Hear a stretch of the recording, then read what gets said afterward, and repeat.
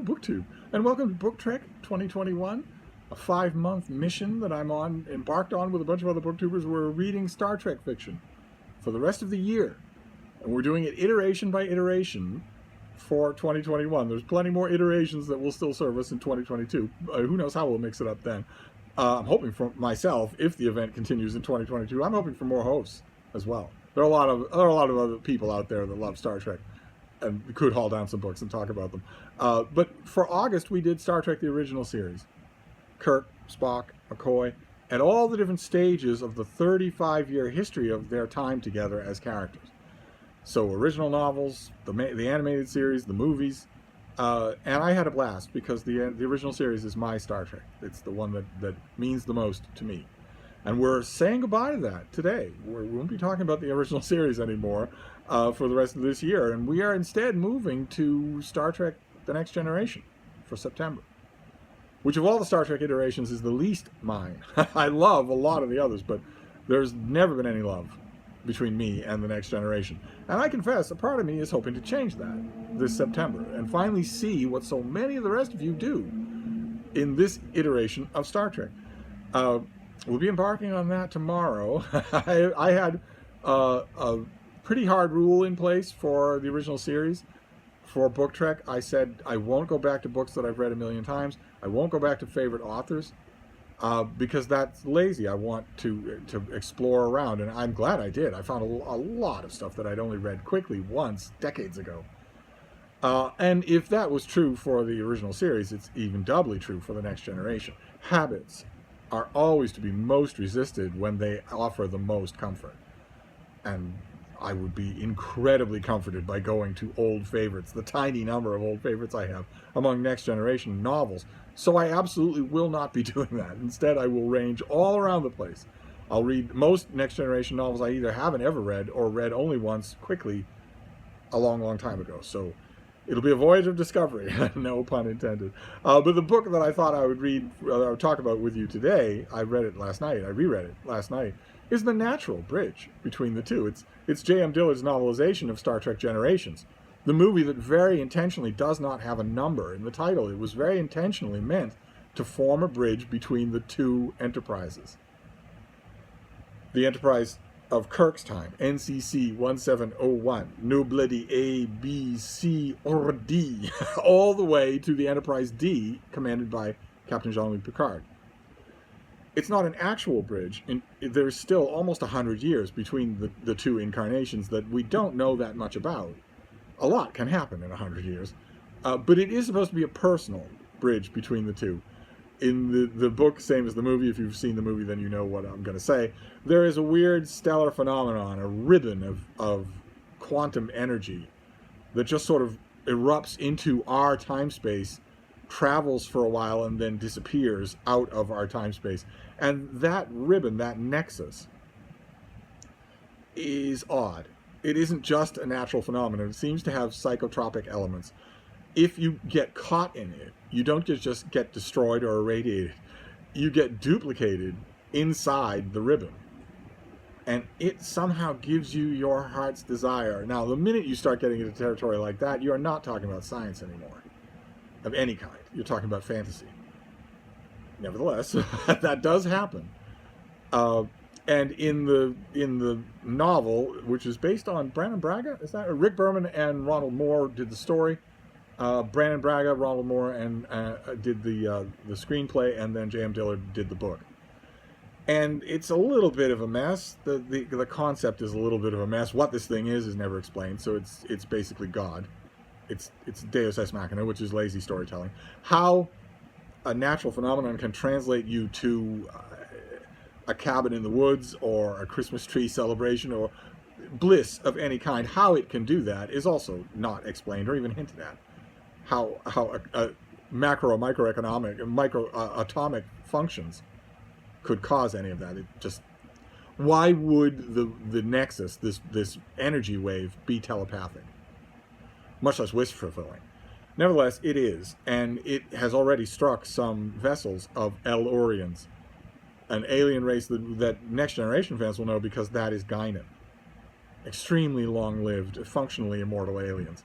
And one of the Elorians on board one of those ships is a man named Soren, and what he encountered when he was transported into the Nexus was bliss with his long-lost wife. And he will do anything to get back to it. He'll do anything to get back to that bliss. And is not content with not being part of it anymore.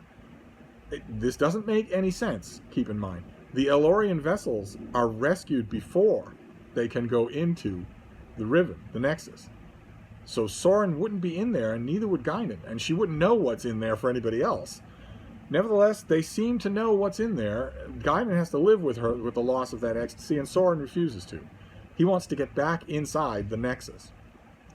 And he's willing to do whatever it takes to get back there. Why he would be such a monster when none of the other Elorians that we know or hear about are. I mean, that's about as bad a monster as you can get, that you're willing to destroy whole planetary populations to get back to living with your wife. How would you enjoy it? How would she enjoy it if you told her that's what you did? This isn't explored. What is explored is that the Enterprise C is launching under the luckless Captain Harriman, and they need celebrities to help launch the ship, and they get Captain Kirk out of retirement, Scotty out of retirement, Chekhov out of retirement, and the three of them, nobody else, not Uhura, not Spock, not McCoy, those three go on board the Enterprise C to be sort of VIP guests when it launches. It's going to do what Captain Harriman says, a quick trip around the block, just a circumnavigation of the solar system, just basically for the news, for reporters, for the story, for the PR. But they've no sooner launched than they encounter this energy wave, this Nexus, and they're the only starship within range. And it's beating the hell out of them. It's an energy disturbance as well as a telepathic phenomenon. It's beating the hell out of the ship, and Scotty comes up with a miracle cure, but it requires that somebody go down into the deflector area of the ship in order to do some thingamabob, and the whole ship's crew has not yet transported on. This was just supposed to be a PR stunt. So Kirk goes. Harriman is about to go. He's a younger man, a much younger man. He knows the ship inside and out. He's about to bolt through the bridge doors when Kirk says, "No, your place is on the bridge of your ship. I'll take care of it." And he goes and he gets it done, but just as he succeeds, just as the Enterprise pulls out of range, a spare tendril of energy from the Nexus smashes into that section of engineering and appears to wipe it out. Emergency force fields leap into place, but it seems to be destroyed. A hole is gouged out of the side of the ship. And everybody realizes that Kirk was there. Kirk was in that spot of engineering. Scotty is actually at the helm of the Enterprise C. He is piloting it away from this disturbance. He wasn't expecting to do anything like this. He was just expecting to be a guest celebrity. But he's piloting the ship away, and when they break free, and Demora Sulu is reciting the areas of engineering that were struck by this energy, Scott suddenly starts calling out on the intercom, "Captain Kirk, please respond."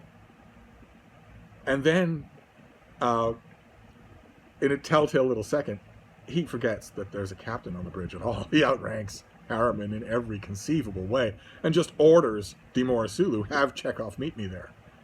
He's forgotten that Harriman exists. He's just going to go there himself because he knows the worst, which is that Captain Kirk is dead, right?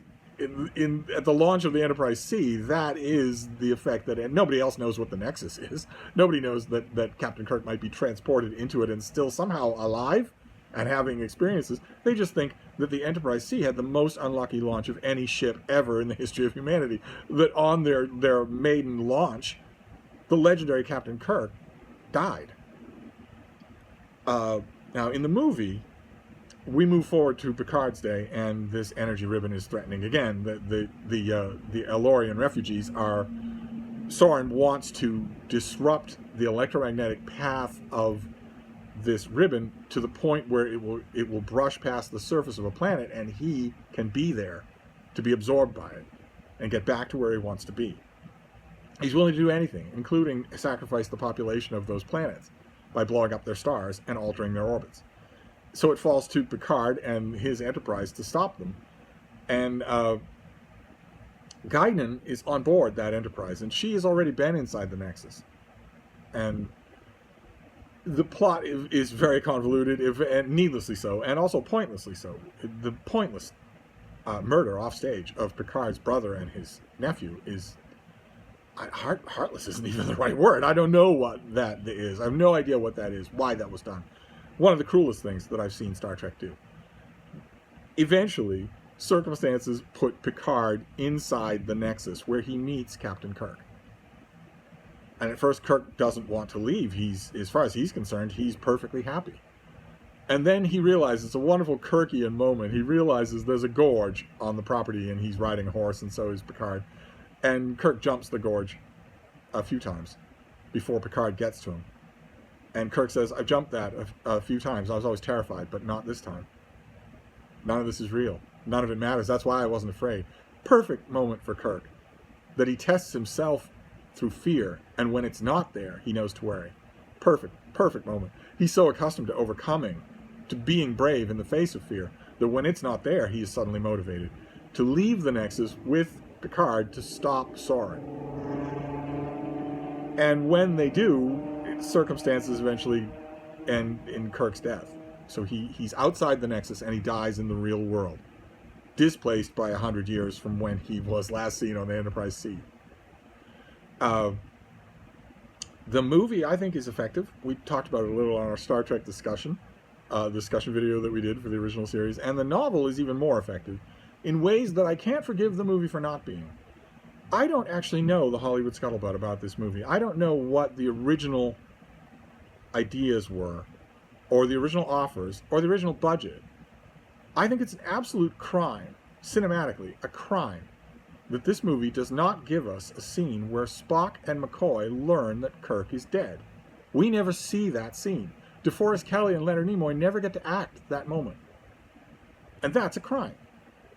The people in the days of the Enterprise C don't have any idea that Kirk is still alive anywhere. They think he's dead. They think he died in the line of duty. And yet we don't see that. We don't see his two oldest friends learning that news and thinking, well, both of them thinking, I thought it'd be us. Spock has already died.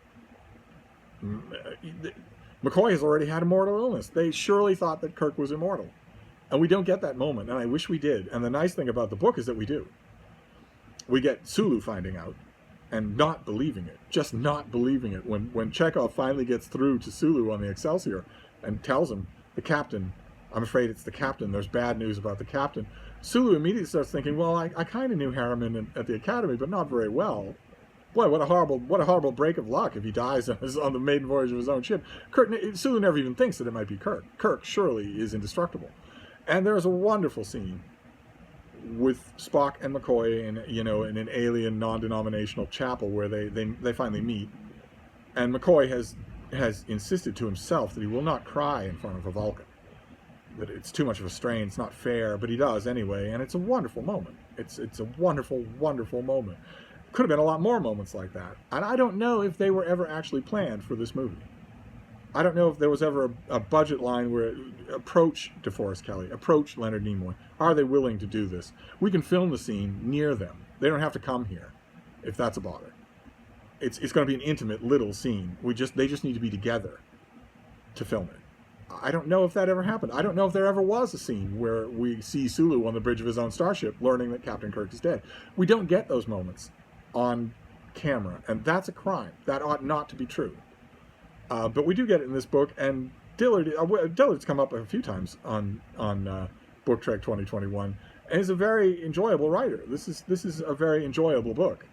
Nonetheless so, because you know what's going to happen. You know pretty much everything that's going to happen. Little bits and pieces here and there are fleshed in, as much as they can be. Like I said, the movie Generations, I love it. It has a sentimental soft spot for me. Seen it a million times.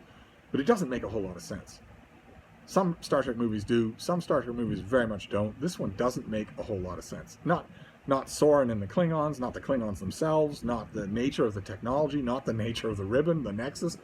None of it really makes any sense at all. It's just a gimmick in order to get Captain Kirk to pass the baton to Captain Picard on the big screen in the movies. You could say, in a sense, that the whole of this movie exists solely so that Jim Kirk can say to Captain Picard, who am I to defy the captain of the Enterprise? Thereby bestowing that title on another person for the first time ever. And it works. It works. I wish it worked a little bit better. I wish that Picard's encounter with Kirk made him a little bit less wooden in his own incarnation. I don't really see that much, but it still works. So that's your Star Trek book for today. We're saying goodbye to Star Trek, the original series. It'll be Next Generation for the next month. So we'll see how that works. Thank you, BookTrek.